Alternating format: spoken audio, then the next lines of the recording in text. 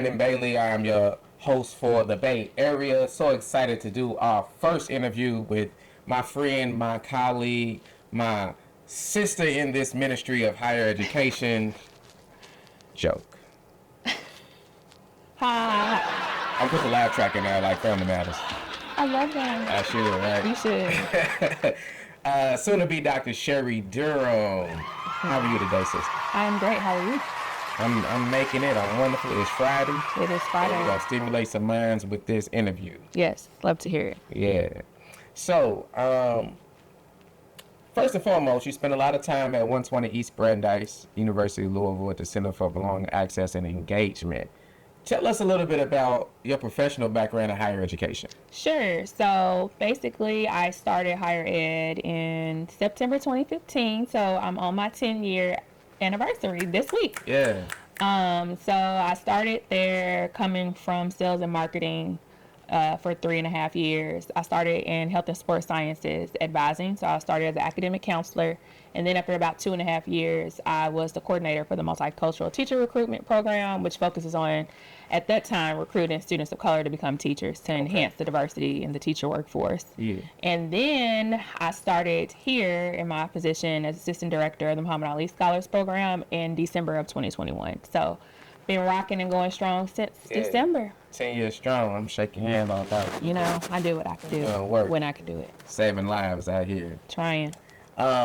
So now with the Muhammad Ali Scholars Program, is that attached to the Muhammad Ali Center by chance? Not necessarily attached, it's a separate entity, but we do partner with the Muhammad Ali Center. So for example, they have the MACS, or the Muhammad Ali Center's Council of Students, which is high school students who are interested in advocacy, who are interested in a ton of different things. They lobby when it comes time.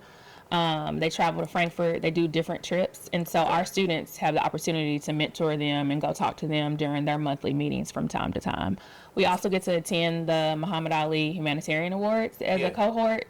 Every cohort gets to go to them while they're in the program in November. Okay. So then what exactly is the Muhammad Ali Scholars Program at University of Louisville? So the Muhammad Ali Scholars Program is a 2-year program. It's unlike most scholarships, right? You come in and you can get it as a first-year student. It's something that you come in, you are in the program for 4 years, while we take students for 2 years. You can come in as an incoming freshman or upperclassman as long as you are going to be here for the 2 years during that cohort's duration. So you have to have a 2.7 GPA. There's a $500 stipend that students receive at the end of each semester. Okay. There's a community service component to it. The first year you do 30 hours of service. You can pick where you do your service. We keep the hours logged. You can do service with us as a cohort. So we do have group volunteer days, group service opportunities as well. And in the second year, they have 20 hours they have to get. And the reason we decrease the number is because students do have to do a community engagement project. That project is basically they find a societal issue that they're passionate about, and they help come up with some type of solution. And I do air quotes because we know you can't solve it by yourself and in one project. So we help them make that project come to life, and they focus on that their second year. And then we have a project showcase in April during their last year of the cohort. Yeah, that's beautiful. I know prior cohorts were able to travel before some things have changed legally. That we have to abide by these days in higher ed. You all went to South Africa recently. What was that experience like? So we got to go to Cape Town, South Africa last summer. I'm sorry, the time just gets away from me. It was an amazing experience. That was actually my first time out of the country. And for one of my students, it was actually her first time flying ever. So that's a pretty lengthy flight. Yeah, it was and she did great. She wasn't, it didn't seem like she was nervous, and she said she was at first, but she said it did feel like the full 14-ish hours that we were on there. It was an amazing experience from the time that we left to the time that we actually landed.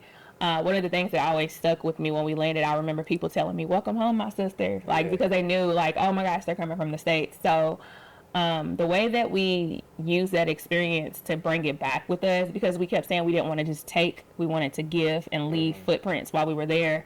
We volunteered with a local organization called Beautiful Gate, and they do a lot of good work in the community with families, with youth. And we actually got to go meet with the youth. We got to learn some of their dances. We got to watch them perform. We got to sit and pray with them based off of their Christian faith. It was just a very impactful experience. And not only that, we got to learn about so much history of so many different things and how apartheid, genocide, even thinking about the Holocaust. They had a Holocaust museum there, and it basically showed how all of these things translate worldwide, not just in a nation or specific to a country. So it was a very, very impactful experience, and I think students and myself learned so much being there, and we were able to take back stuff with us as well. Yeah, yeah, that's big. That's wonderful. Yeah, it was a really great experience, and we were there for 10 days, Yeah. so that was amazing. You was immersed in it. I was, Yeah. and the food was great. Yeah, Yeah, the food I'm was sure. delicious. Yeah.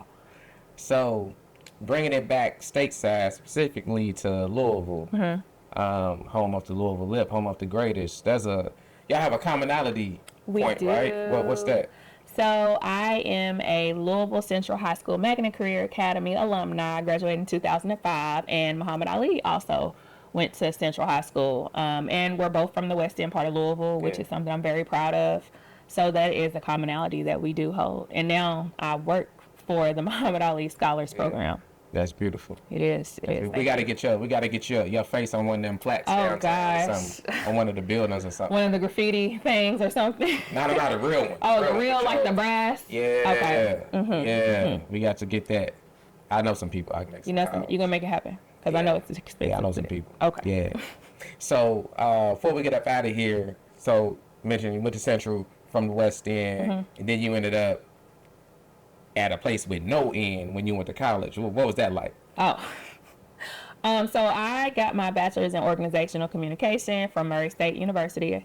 Go Racers, love my college. And then I got my master's degree in human development and leadership with a concentration in college student personnel. And it was actually a huge culture shock for me because I had never been somewhere where I didn't really see anyone that looked like me. Of course, you had your groups. We had our center. We had the Multicultural Affairs office. But to be in that space, it was a huge learning opportunity for me and a learning curve to be in a space where it's like I had never seen so many different things. I had never seen the farm culture. I had never really seen just being in a very small town or a college town, as they call it. So it was a very meaningful experience. I loved my college. It did have challenges for me, especially a lot of times I would get in the classroom and I would be the only one who looks like me. Or I would have classes that were heavy male dominated because I was an occupational safety and health administrator minor. And it was kind of difficult for me to be in those spaces when I didn't have anybody I could connect with. But overall, I have friends that I've made that are like my lifelong friends, still friends to this day. I had connections that I've made. One of my professors from my major actually works here. Shout out to Dr. Coel. Oh, that's dope. Yeah, so she was one of my professors when I was a communication major. Yeah. So huge support from Murray State. I actually really love that school. Go Racers. I don't play about my Racers.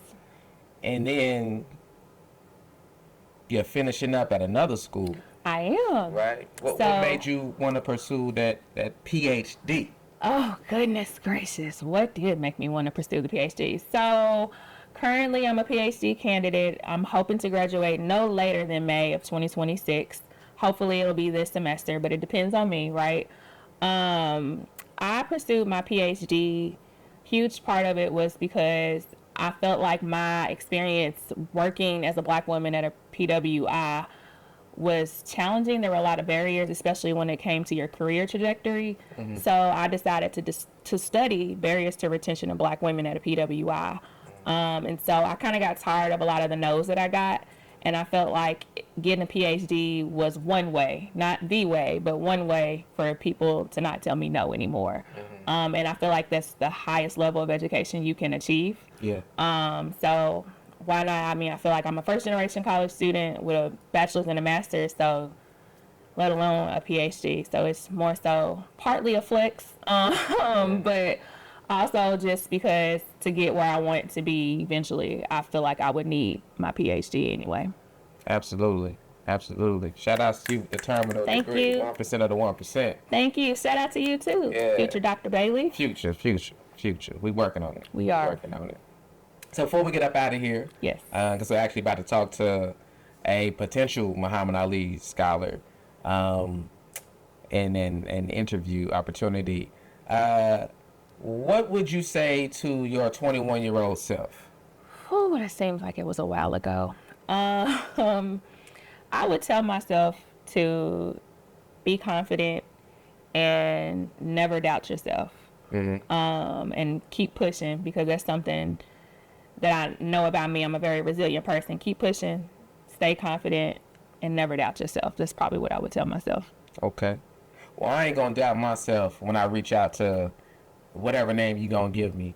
Last question for the day. Promise, last one. Oh, you're fine. Who's one person you would like me to interview within our U of L family?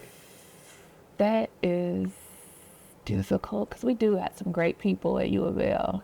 Yeah.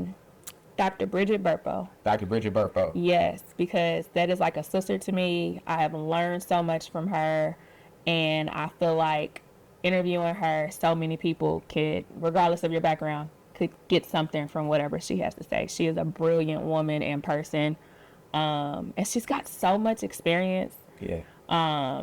Definitely Dr. Bridget Burpo. So, Dr. Bridget Burpo. and tell her I said it. Okay. Don't get me in trouble. I'm coming for you. We got to get you in this hot seat, Dr. Burpo. Yes. Alabama's finest, Tuskegee's greatest. Yes. Okay. Yes. And thank you for also being the greatest. I appreciate it. Thank you. I appreciate the opportunity. Anytime. It's Dr. Durham. I'm Brandon Bailey with the Bae Area. Tune in next time. Have a good one, y'all.